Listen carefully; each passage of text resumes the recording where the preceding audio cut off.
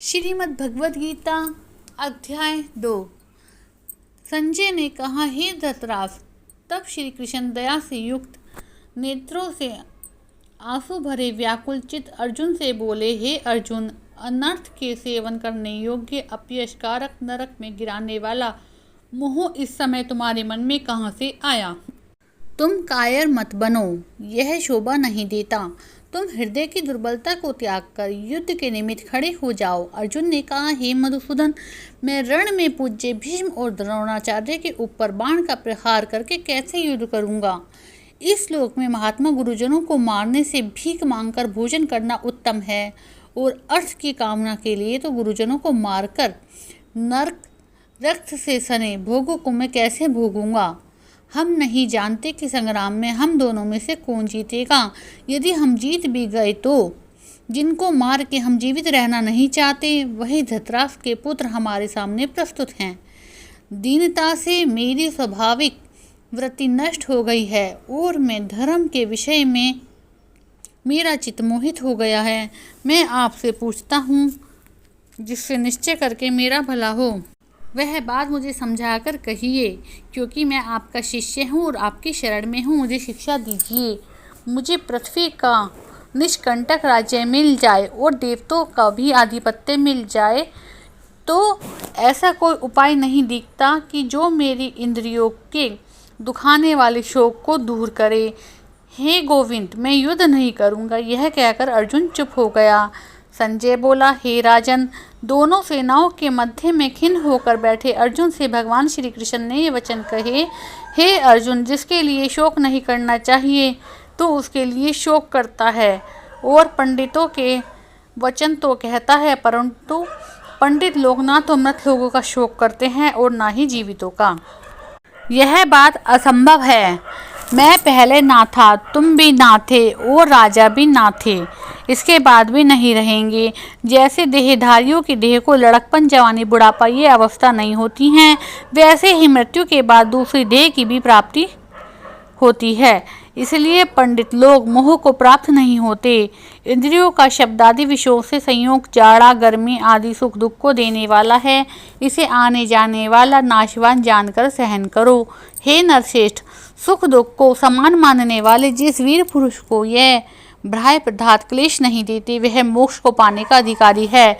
असत वस्तुओं का तो अस्तित्व ही नहीं है, सत का अभाव नहीं है। इस प्रकार इन दोनों को ही तत्वज्ञानी पुरुषों ने देखा है, जिससे यह सारा संसार व्याप्त। उनको अविनाशी जानो, क्योंकि इस नाश रहित आत्मा का विनाश करने में कोई भी समर्थ नहीं है। इस अविनाशी, अचिंत्य और नित्य जीवात्मा के ये सब शरीर नाशवान हैं। अतएव भारत, तुम युद्ध करो। जो मनुष्य इस आत्मा को मारने वाला तथा जो मारा हुआ मानते हैं, वह दोनों ही अज्ञानी हैं, क्योंकि यह आत्मा ना तो मारता है, ना मरता है, ना कभी जन्मता है और मृत्यु को प्राप्त हो जाता है। ना कभी जन्मी थी, ना मरेगी, ना अजन्मा, नित्य, कभी न घटने वाली, कभी न बढ़ने वाली, सत्य सनातन है। शरीर के नष्ट होने पर भी विनाश को प्राप्त नहीं होती। जो पुरुष इस आत्मा को नित्य, अविनाशी, निर्विकार और अजन्मा मानता है, वह किसको घात कराएगा और किसको मारेगा? जिस प्रकार मनुष्य पुराने वस्त्रों को फेंक कर नए वस्त्र धारण कर लेता है, उसी प्रकार आत्मा पुरानी देह को छोड़कर नई देह धारण कर लेती है।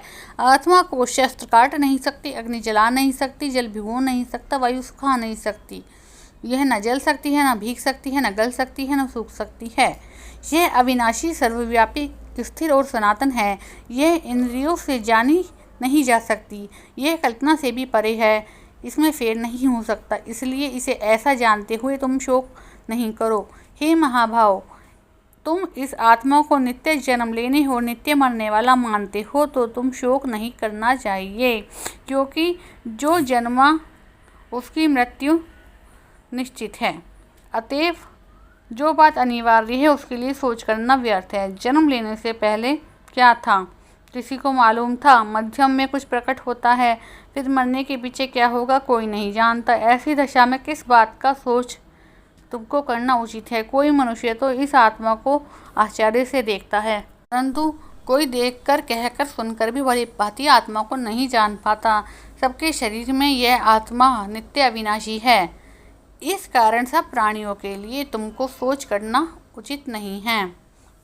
अपने धर्म को सोचकर तुमको घबराना उचित नहीं है, क्योंकि क्षत्रियों को धर्म पूर्वक युद्ध से और भला कुछ करने वाला नहीं है। हे पार्थ, बिना इच्छा की स्वर्ग का द्वार रूप यह युद्ध तुमको प्राप्त हुआ है। ऐसा अवसर भाग्यवान क्षत्रियों को मिलता है। यदि तुम अपने धर्म के अनुसार इस संग्राम को ना करोगे तो अपना धर्म और बड़ाई खो बैठोगे और पाप को प्राप्त हो जाओगे। सब लोग सदा तुम्हारी अपकीर्ति करेंगे और प्रतिष्ठा वाले पुरुषों के लिए अपयश का होना मृत्यु से भी बढ़कर है। हे महारथी, समझेंगे कि अर्जुन डटकर संग्राम से हट गया और अब तक जो तुम्हारा मान करते थे वे अपयश करने लगेंगे। शत्रु लोग तुम्हारे पराक्रम की निंदा करते हुए अनेक प्रकार के दुर्वचन कहे और इससे बढ़कर तुमको क्या दुख होगा। और यदि तुम दुख करोगे तो युद्ध में मारे गए स्वर्ग के भागी होंगे और जीतने पर सब पृथ्वी तल पर राज्य करोगे। इसलिए युद्ध के निमित्त दृढ़ प्रतिज्ञ होकर खड़े हो जाओ। सुख दुख लाभ हानि जय पराजय को समान समझकर युद्ध के लिए तैयार हो जाओ। ऐसा करने पर तुम पाप को प्राप्त नहीं होगे। हे पार्थ, यह ज्ञान उपदेश ज्ञान योग के विषय में तुमने जो कहा है, अब निष्काम कर्म योग के विषय में सुनो। जिस ज्ञान को पाकर कर्म और धर्म से तेरी मुक्ति होगी। कर्मयोग मार्ग एक बार प्रारंभ किए बिना कर्म का नाश नहीं होता और विघ्न पड़ने पर शुभ फल की प्राप्ति होती है। इस कर्म का केवल प्रारंभ ही संसार के भय से छुड़ाकर पूर्ण ब्रह्म की प्राप्ति कराता है। निश्चय करने वाली बुद्धि इस निष्काम कर्म में एक ही है और काम न करने से पुरुषों की बुद्धि एकाग्र नहीं होती, उनकी शाखा प्रशाखाएं होती हैं। ऐसी दशा में मनुष्य संदेह में रह जाता है। हे अर्जुन, अज्ञानी उस पुष्पिता वाणी से को स्वर्ग सुख से बढ़कर कुछ नहीं समझते, स्वर्ग सुख को ही उत्तम पुरुषार्थ समझते हैं। उनकी कामनाओं से चित्त व्याकुल होने के कारण निश्चयात्मक बुद्धि मोक्ष साधक को नहीं उत्पन्न होती। उनका चित्त भोगादि में सदैव निर्मग्न रहता है। जिन मनुष्यों का चित्त इस प्रकार मोह में है, जिनकी आसक्ति भोग विलास ऐश्वर्य में है, ऐसे पुरुषों के अंतःकरण में निश्चयात्मक बुद्धि नहीं होती। हे अर्जुन, वे त्रिगुणात्मक है, तुम निष्काम हो जाओ। सुख दुख को सकाम जानकर नित्य योग क्षेम आदि स्वार्थों में पड़कर धीरजवान और आत्मनिष्ठ हो। जैसे छोटे छोटे अनेकों जलाशय में मनुष्य का कार्य सिद्ध नहीं होता, बड़े जलाशय से वे सब प्रयोजन अनायास ही सिद्ध हो जाते हैं, उसी तरह संपूर्ण वेदों में कहा हुआ काम्य कर्म का फल ब्रह्म में भक्ति रखने वाले मनुष्य को सहज ही प्राप्त हो जाता है। तुमको केवल काम करना चाहिए, फल तुम्हारे अधिकार में नहीं है। तुम ना तो फल की आशा से कर्म करो, ना ही निष्कर्म रहो। फल की आशा त्याग कर कार्य की सफलता को समान समझकर तुम योगस्थ होकर कर्म करो। यही कर्म ज्ञान योग है। इस बुद्धि योग सहित कर्म से अन्य कर्म अंतहीन है। इसलिए तुम बुद्धि का योग आश्रय ग्रहण कर लो। फल की इच्छा रखने वाले निष्कपट होते हैं। निष्काम कीर्ति रखने वाला पुरुष ईश्वर की कृपा से इस संसार में सुकृत और दुष्कृत इन दोनों को ही त्याग कर देता है। इसलिए तुम निष्काम कर्म में प्रवृत्त हो जाओ, जो सब कर्मों के कल्याणकारक है। कर्म फल को त्याग कर ही बुद्धियुक्त ज्ञानी पुरुष जन्म बंधन से हटकर मोक्ष को प्राप्त होते हैं। जब तुम्हारी बुद्धि मोह वन से बाहर निकल जाएगी, जब तुम अपने मन को सुनने वाली की हुई बातों से विरक्त हो जाओगे।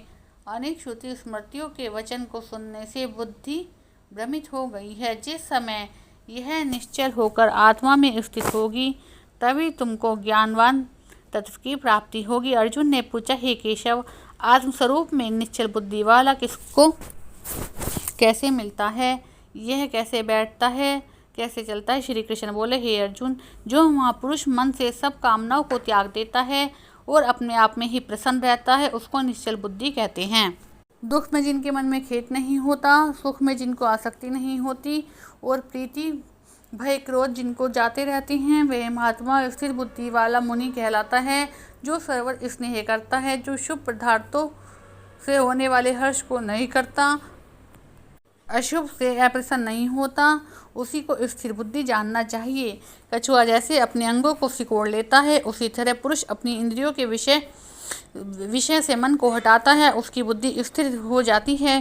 निराहारी पुरुष के विषय घट जाते हैं, परंतु विषयों में उसकी चाह बनी रहती है। पर भ्रम का अनुभव होने पर चाह भी घट जाती है। हे अर्जुन, मोक्ष का प्रयत्न करने वाले विद्वान व्यक्ति की भी प्रबल इंद्रियां बलात् उसके मन को जीत लेती हैं। इसलिए सब इंद्रियों को विषय से रोककर मेरी ओर तत्पर हो जाओ। जिसने इंद्रियों को वश में कर लिया है उसकी बुद्धि निश्चल है। जो पुरुष विषयों में ध्यान लगाता है उनसे प्रीति हो जाती है, प्रीति से कामना होती है, इच्छा के पूर्ण न होने पर क्रोध की उत्पत्ति होती है, क्रोध से मनुष्य अविवेकी हो जाता है, अविवेक के स्मरण से शक्ति नष्ट हो जाती है, स्मरण शक्ति का नाश हो जाने पर बुद्धि क्षय हो जाती है। जिसकी बुद्धि का नाश हुआ है वह नाश को प्राप्त हुआ है। जो पुरुष राग द्वेष से रहित हो, इंद्रियों से विषय सुख का अनुभव नहीं करता, अपने मन को वश में रखता है, वे शांति को प्राप्त होता है। शांति मिलने पर सब दुखों का नाश हो जाता है। प्रसन्नचित्त वालों की बुद्धि तुरंत निश्चल होती है। जो पुरुष योग युक्त नहीं है उसकी निश्चल बुद्धि उत्पन्न नहीं होती, ईश्वर में भावना नहीं होती, भावना के न होने की शांति नहीं होती। अशांत को सुख कहाँ मिलेगा। जैसे वायु नाक को जल में खींच लेती है, उसी प्रकार इंद्रियां उस पुरुष की बुद्धि का नाश कर देती हैं जिसका मन विषयासक्ति से इंद्रियों के पीछे लगा है। इसका कारण है महाभाव, जिसकी इंद्रियां विषयों में सर्वदा रोक ली गई हैं उसकी बुद्धि स्थिर है।